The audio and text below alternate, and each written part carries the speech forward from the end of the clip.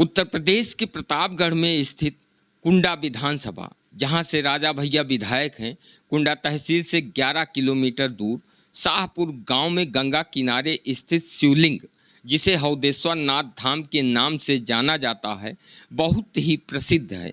यहीं पर मर्यादा पुरुषोत्तम राम के पूर्वज भागीरथी ने भगवान भोलेनाथ की घोर तपस्या की थी और यहीं पर गंगा जी का नाम जानवी पड़ा था। क्या है पौराणिक मान्यता, आइए जानते हैं। पौराणिक कथा के अनुसार हौदे से प्रगटे हौदेश्वर नाथ, जो अवधेश्वर कहलाए थे, यहीं गंगा भई जानवी भागीरथी भोले को ध्याए थे। बाबा हौदेश्वर नाथ मंदिर से जुड़ी कई किंवदंतियां हैं। जब महाराज भगीरथ ने भोलेनाथ की घोर तपस्या की और उन्हें प्रसन्न किया, वरदान स्वरूप में मां गंगा को अपने साथ लेकर जा रहे थे, तो हौदेश्वर नाथ धाम से 3 किलोमीटर पश्चिम वर्तमान में करेटी घाट के पास जानवी ऋषि घोर तपस्या में लीन थे। गंगा की तेज धारा की गर्जन सुनकर उनकी तपस्या भंग हो गई। तपस्या भंग होने के कारण जानवी ऋषि नाराज हो गए और उन्होंने गंगा का पान कर लिया। हताश भगीरथ ने शिवलिंग की स्थापना कर वर्तमान में शाहपुर गांव के पास पुनः घोर तपस्या प्रारंभ की। यहीं पर उन्होंने वेदी का निर्माण किया और तपस्या और हवन यज्ञ किया। कालांतर में इस वेदी का नाम बेती पड़ गया। इसके पश्चात घोर तपस्या से प्रसन्न शिव जी ने पुनः दर्शन देकर बताया कि माँ गंगा का पान जानवी ऋषि ने कर लिया है। ऋषि की तपस्या कर उन्हें प्रसन्न करो और गंगा को अपने साथ पुनः लेकर जाओ। फिर भगीरथ ने जानवी ऋषि की घोर तपस्या की और भगीरथ की घोर तपस्या से प्रसन्न होकर जानवी ऋषि ने सोचा कि यदि मैं अपने मुख से गंगा जी को निकालता हूँ तो गंगा जूठी हो जाएंगी। तब ऋषि ने अपनी जंघा को चीरकर माँ गंगा को बाहर निकाला। इसके पश्चात उन्होंने बताया कि इस स्थान से गंगा को जानवी के नाम से जाना जाएगा। आज यह स्थान हौदेश्वर नाथ धाम के नाम से जनपद में विख्यात है। सप्ताह के हर सोमवार को यहाँ मेले का आयोजन होता है। यहाँ पर रोजाना हजारों की संख्या में श्रद्धालु पूजन दर्शन करने के लिए आते हैं। पुरुषोत्तम मास अथवा अधिक मास में शिव भक्तों एवं श्रद्धालुओं की भारी भीड़ यहाँ पर जुटती है। हौदेश्वर नाथ धाम की महिमा अपने आप में विलक्षण है। धाम के बगल में अनवरत बहने वाली गंगा नदी का नाम यहीं से जानवी पड़ा है। गंगा दशहरा यहाँ पर धूमधाम से मनाया जाता है और गंगा दशहरा के पर्व पर हम यहीं पर मौजूद हैं। यहाँ पर आने वाले श्रद्धालुओं का गंगा पूजन कराने वाले गुड्डू पंडित जी हमारे साथ हैं। इस धाम की विशेषता हम इन्हीं से जानने का प्रयास करेंगे। आज हमारे साथ हैं यहाँ के गुड्डू जी। इनके विषय में आप लोगों को बता दें कि गंगा के किनारे आप जब भी जाते हैं तो जो ब्राह्मण होते हैं गंगा का पूजन वही कराते हैं। इनसे भी बातचीत करेंगे, जानने का प्रयास करेंगे। गुड्डू जी, स्वागत है कौशाम्बी टाइम्स में। स्वागत है। गंगा दशहरा कब से मनाया जा रहा है यहाँ पर? गंगा दशहरा ये तो 12वां वर्ष है, 2013 से मनाया जा रहा है। बराबर हर वर्ष जो है गंगा दशहरा का मनाया जाता है। बहुत पहले तो मनाया जाता था, लेकिन अब ये 2013 से ये बढ़ चढ़ के कार्यक्रम हो रहा है और दिन पे दिन इसका कार्यक्रम बढ़ता ही जा रहा है और लोगों की संख्या भी बढ़ती जा रही है। इसके पहले जो शुरुआत हमने किया था लगभग जो है 100-200 लोग रहते थे, लेकिन आज ये स्थिति हो गई है कि सुबह से लेकर शाम तक 8 बजे रात तक ये कार्यक्रम जो बराबर शाम को हमेशा 6 बजे से चलता है और ये 8 बजे तक कार्यक्रम चलता रहेगा। और भव्य और महाश्रृंगार आरती माँ गंगा की होती है। इसमें किसी प्रकार की माँ भगवती माँ गंगे कृपा से त्रुटि नहीं होने के प्रयास ये हो कि त्रुटि ना होने पाए। ब्राह्मणों के मंत्रोच्चारण द्वारा और समस्त ग्रामवासी भक्तगणों के सहयोग से, शारीरिक सहयोग से, जिसका जिसका जो सहयोग होता है वो लोग करते रहते हैं और ये कार्यक्रम हमेशा अनवरत चलता रहेगा। जी, आप लोगों को अब दिखाएंगे जो शिवलिंग यहाँ पर भगीरथ जी ने स्थापित किया था और जिसकी उन्होंने पूजा की थी, उसे आप लोगों को दिखाएंगे। उस शिवलिंग के विषय में ये कहा जाता है कि इस शिवलिंग का और छोर कोई भी अता पता नहीं है।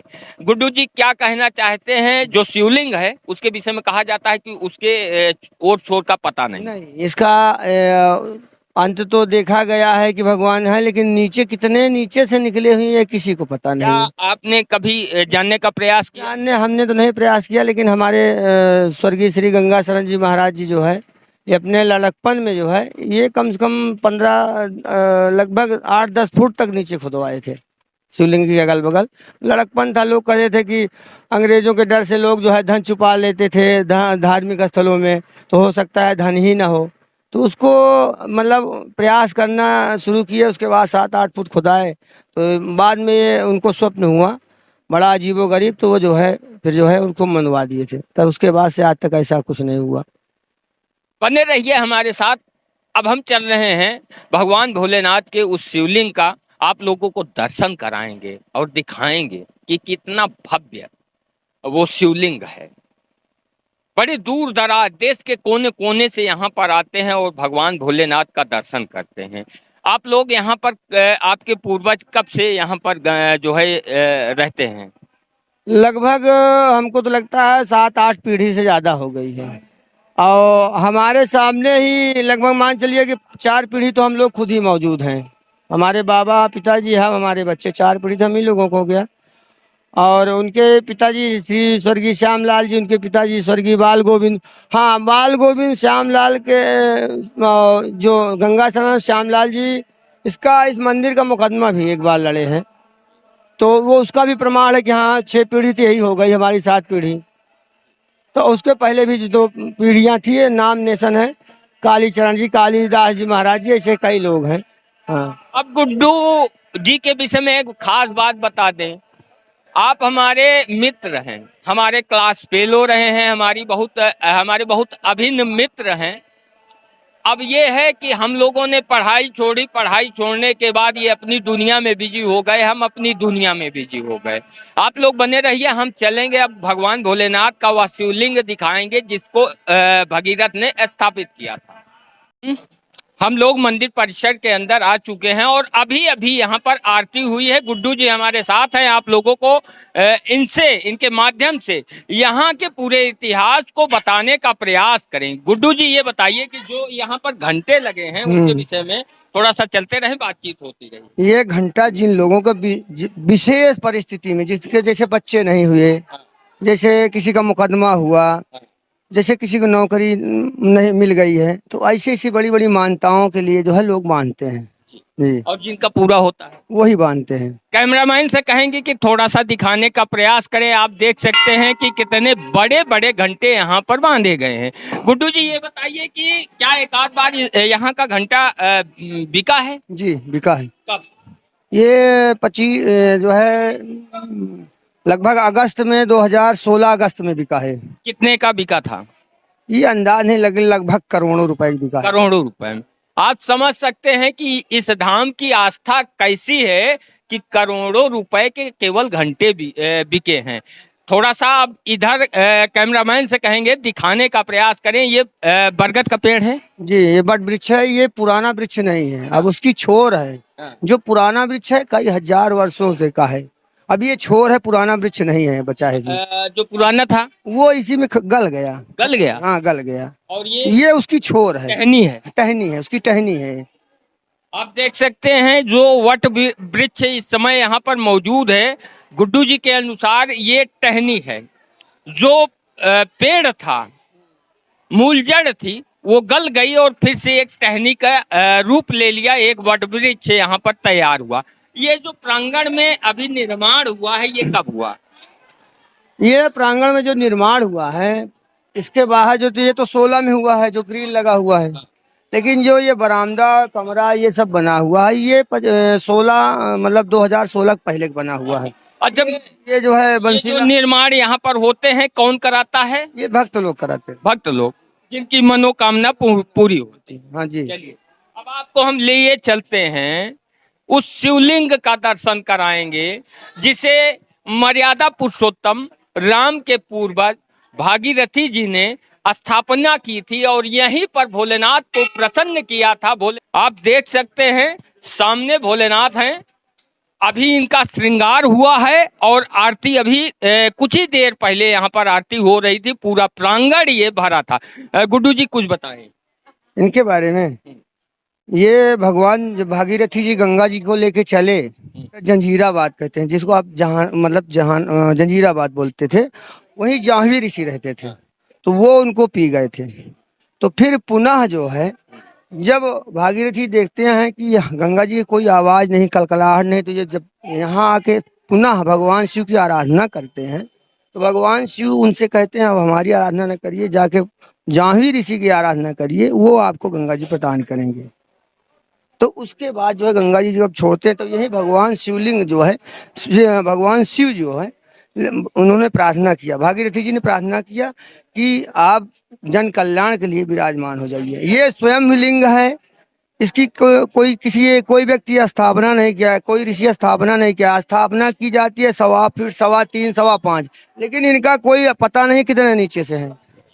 इनका स्वरूप भी तीन प्रकार का बदलता है। सुबह जैसे गोरा, दोपहर में जो है सांवला, और शाम को और गाढ़े हो जाते हैं।